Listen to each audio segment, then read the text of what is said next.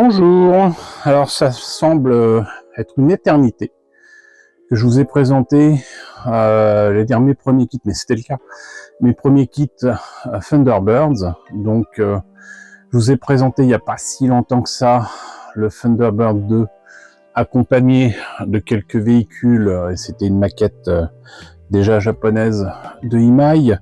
Je vous ai présenté aussi le Thunderbird 3, donc une fusée, ni plus ni moins, ou un 350 qui était faite par Aoshima. Et je vous avais dit que je vous présenterais un autre kit, je n'ai que trop tardé à vous le présenter. Et c'est toujours chez Aoshima et je vous présente le Recovery Vehicle, cette fois-ci au 1.72. Et comme vous voyez, c'est une sorte de véhicule à chenilles qui aurait de quoi attraper avec des espèces de ventouses. C'est assez étonnant là. Donc certainement un autre engin, un véhicule, en tout cas quelqu'un qui est en danger. Et ce Recovery Vehicle porte le numéro 1. Voilà, donc en plus il a une autre particularité, c'est que jusqu'à présent je vous ai présenté donc des kits qui sont, j'allais dire, statiques, même s'ils peuvent avoir quelques fonctions, sinon limitées en tout cas en fonction de ce qu'on voit dans la série Thunderbirds, donc les sentinelles de l'air.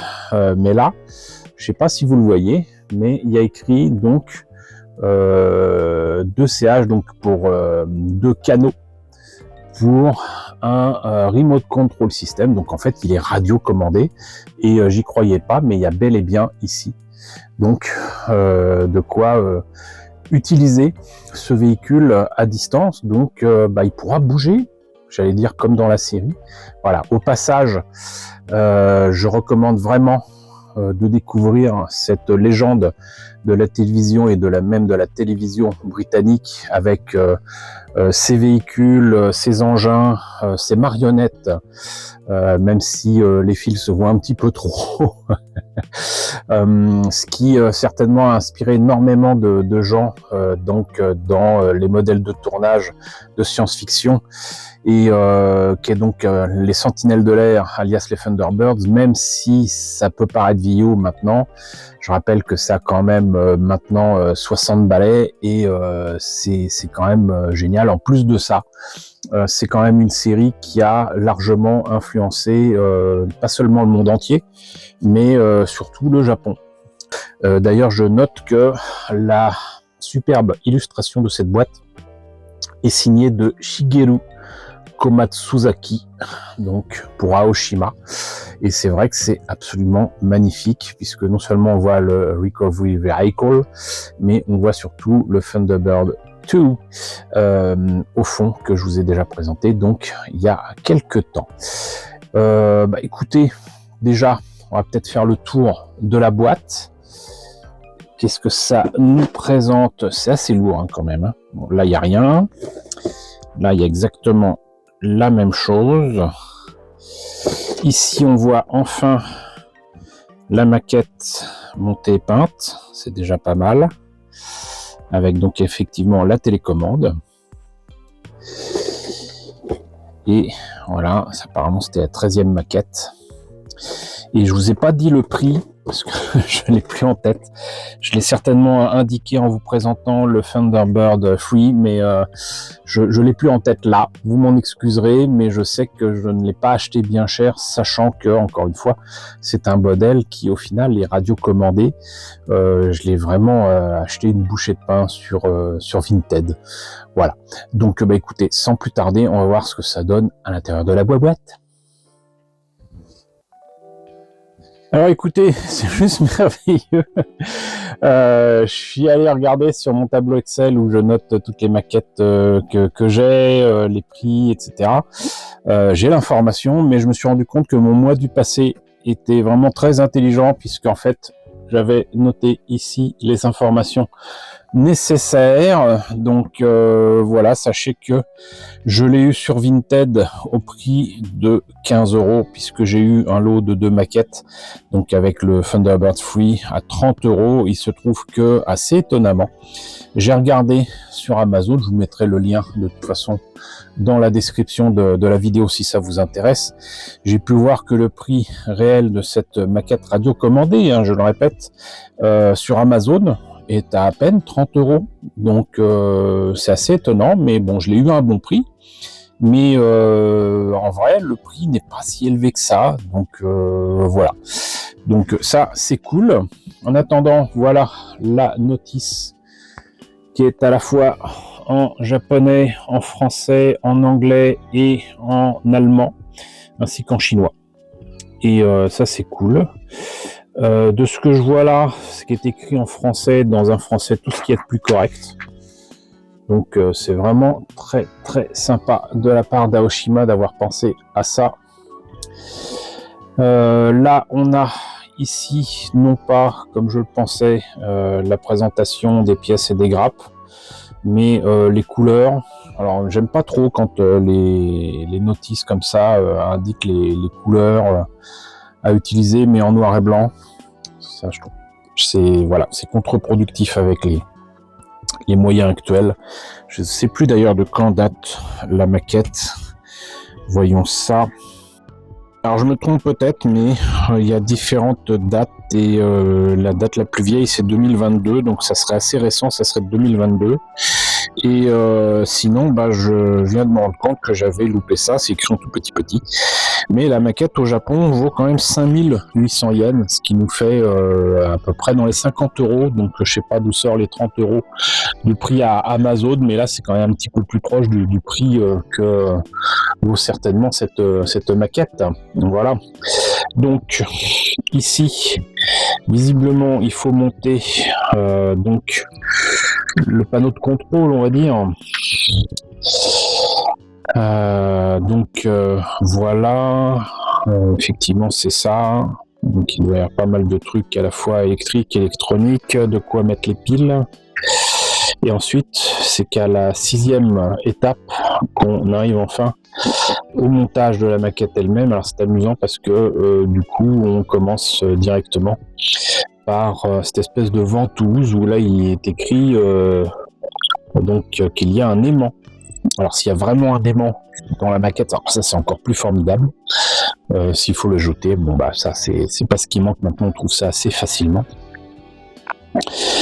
Et des aimants extrêmement puissants qui sont faits notamment pour permettre d'articuler et de garder les pièces en place, notamment de figurines, de jeux de rôle, de jeux de plateau.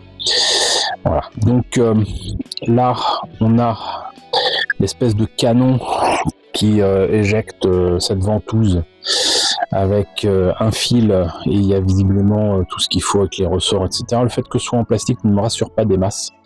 Il faut le faire en plus 2 fois. C'est-à-dire que vous avez donc effectivement 2 attaches de câbles qui peuvent être lancés de ce véhicule de secours. Là, nous avons ici des engrenages. Alors, est-ce que ça veut dire que tout cela peut être activé à distance? Si c'est le cas, c'est vraiment merveilleux. Donc, beaucoup de choses qui impliquent des mécanismes, etc. Ça me rassure pas des masses parce que je suis vraiment très très nul avec tout ce qui est électrique. Mais on verra bien en temps et en heure.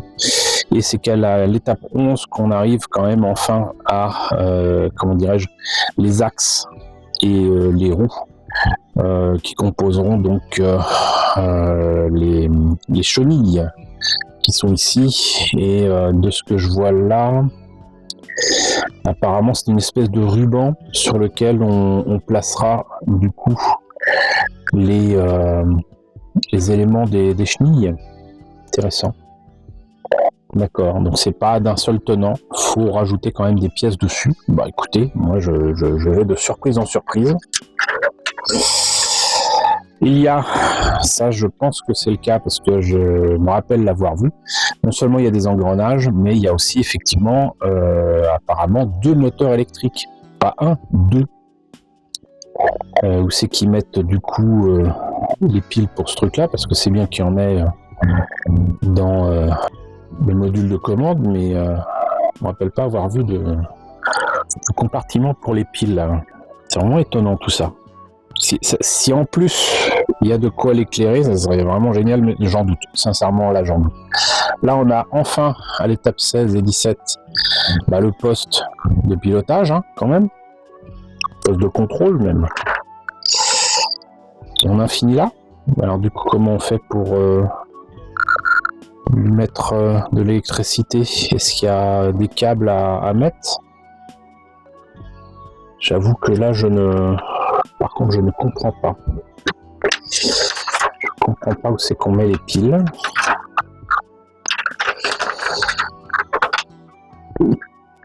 Est-ce que ça serait du coup filo-guidé? C'est peut-être filo-guidé. C'est peut-être pas radiocommandé, mais il parle de canaux. Donc ça m'étonnerait que ce soit filo-guidé. Et là, je vois que ici, il y a des pièces en gris qui ne sont pas utilisées. D'accord. Bon. Je suis très content d'avoir des pièces en trop, mais qu'est-ce qu'il en est pour le reste? Alors ça, je ne sais pas. On en profite pour montrer les décalcos. Je ne vois pas de date dessus, mais si c'est 2022, effectivement, ça a bien vécu et tant mieux. Là, je pense que c'est des trucs autocollants. Peut-être même carrément, j'allais dire recto verso, mais voilà. Peut-être pour les chenilles, si je me rappelle bien, et si j'ai bien lu. Et sinon, donc, pour les pièces, ça fait quand même un peu jouet, hein. Mais c'est dans l'esprit des premières maquettes autour de Thunderbird qui sont sorties. Et il y a quand même un paquet de choses, dont ce que je disais, de toute manière, à savoir de l'électrique et des engrenages, donc les 2 moteurs. Hein, voilà. Là, on a des câbles, et clairement de l'électronique et tout, ça ne rime à strictement à rien que je vous ouvre ces sachets-là. Par contre, on va voir d'un petit peu plus près les pièces. Alors, on commence, j'allais dire presque logiquement, par les pièces du boîtier de commande. Et c'est quand même nettement plus solide, j'ai l'impression, que le reste des pièces en présence. Qu'est-ce qui est écrit ici? J'arrive même pas à lire. Super AFV2. Two channels remote control box. Channel 1, channel 2. Il y a quand même des commandes qui m'ont l'air d'être complètement factices. Hein.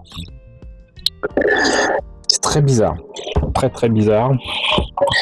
Là, on a le fond donc du boîtier de commande avec très clairement ce qu'il faut pour mettre 4 piles 1,5 volts. Ça nous fait quand même 6 volts pour tout ça. Moi, je dis qu'il y a de fortes chances que ce soit filo-guidé, mais peut-être que je me trompe. Là, il y a le reste. Enfin, une partie du boîtier de contrôle. On va passer au reste. Alors, on continue. J'ai décidé comme ça. Avec les grappes qui sont plus ou moins argentées, acier, on va dire. Donc, là... Alors, je sais pas trop ce que c'est comme pièce. Je pense que c'est le haut du véhicule, mais là, on a des parties du grappin. Là, peut-être le sas pour accéder au véhicule. Mais là, très clairement, le grappin. Du coup, comme j'ai pas ouvert les sachets électroniques, si ça se trouve, il y a bel et bien un aimant qui se met là-dedans. Mais du coup, je l'ai pas vu directement. Mais le plus intéressant ici, très clairement, c'est qu'il y a 2 grappes identiques, et pour les roues et pour donc les éléments à mettre sur les chenilles. Donc là, pareil, où c'est que j'ai mis tout ça? Voilà, il y a certainement en fait des choses ici qui concerne les chenilles. Je ne les vois pas là, elles sont bien cachées ici, je pense. Hein. C'est vraiment très bien caché. Ou alors c'est un truc à faire soi-même. Mais j'en doute. Je sais pas. Là, c'est l'ascenseur émotionnel pour moi pour l'instant. Mais voilà, j'ai vraiment l'impression que c'est à la fois tout à fait moderne comme maquette et peut-être repris d'une ancienne maquette. C'est fort possible aussi. En attendant, donc voilà, il y a fréquemment ce qu'il faut pour mettre les éléments des chenilles. Et on va passer, j'allais dire, aux grappes rouges. Alors, ces pièces rouges d'un orange rouge extrêmement pétant, là aussi. Montre un recovery vehicle ici. Donc, en plein. Moi, j'avoue que j'aurais préféré que ce soit en creux, parce que dans ce cas-là, vous pouvez mettre la peinture à l'intérieur et d'un coup de doigt, garder la peinture à l'intérieur et continuer à peindre le reste ou à le nettoyer ou quoi. Mais là, à peindre, ça va être l'horreur. C'est ce qui me fait dire que c'est peut-être un peu ancien. Ici, donc, on a, j'allais dire, le bas de caisse avec quand même assez peu de détaillage pour la partie chenille mécanique, mais c'est normal puisqu'il y a vraiment des axes pour les roues, pour les chenilles, pour les moteurs, etc. Là, il y a le haut du véhicule qui, si c'est quand même fidèle aux éléments qui ont servi à faire ce véhicule de sauvetage, vient certainement d'un camion. Certainement pas au 1,72. Et là donc d'autres pièces que je n'arrive pas à repérer, bien que j'ai eu sous le nez tout à l'heure, tout comme vous. Donc la notice de montage avec les pièces en présence, mais on n'en a pas fini, on a encore quelques grappes rouges à voir. Alors le dernier sachet avec les dernières pièces avait une petite surprise. C'est ces pièces transparentes mais fumées, extrêmement sombres, presque opaques. Où donc très clairement c'est la vitre du poste de pilotage. Et je comprends pas, il y a cet arceau ici qui en plus est certainement un élément supposé être transparent, une lentille, une caméra, je ne sais pas. Mais bon, c'était là-dedans. Et là, sinon, donc, deux grappes absolument identiques, qui sont certainement d'autres détails à rajouter sur le véhicule, et peut-être même des pièces qui sont en trop, du coup, parce que certaines doivent être utilisées. Là, je reconnais très clairement des pièces pour les grappins. C'est certainement aussi, justement, parce que ça vient du grappin, tout simplement. Je n'ai pas repéré les pièces que je pourrais logiquement récupérer pour pouvoir les utiliser, mais comptez sur moi, je le ferai. Petite note au passage quand même, si vous deviez avoir ce genre de maquette, quand vous voyez ce genre de choses sur les grappes, là vous avez des pièces à prendre évidemment, mais là ces éléments-là, ne vous en débarrassez pas, gardez-les. C'est très intéressant pour les utiliser comme, j'allais dire, source de plastique. En plus là c'est quand même assez épais, donc c'est quand même assez intéressant. Et écoutez, voilà, on en a fini donc avec ce Recovery Vehicle donc de Thunderbirds. J'espère que la présentation de ce kit Aoshima au 1,72 vous a intéressé. N'hésitez pas à me dire ce qu'il en est dans la section commentaires. N'hésitez pas à liker, n'hésitez pas à partager, n'hésitez pas à vous abonner si ce n'est pas déjà le cas. Coucou nombreux abonnés qui nous ont rejoints ces derniers temps, bienvenue ici. Coucou aux grands anciens qui me suivent depuis 10 ans. Merci à tous de votre fidélité, merci à tous de votre soutien sur Tipeee, sur PayPal, surtout prenez soin de vous. Je vous laisse avec la liste des contributeurs de la chaîne et je vous dis à bientôt, qui sait, pour la présentation d'un autre kit Thunderbirds.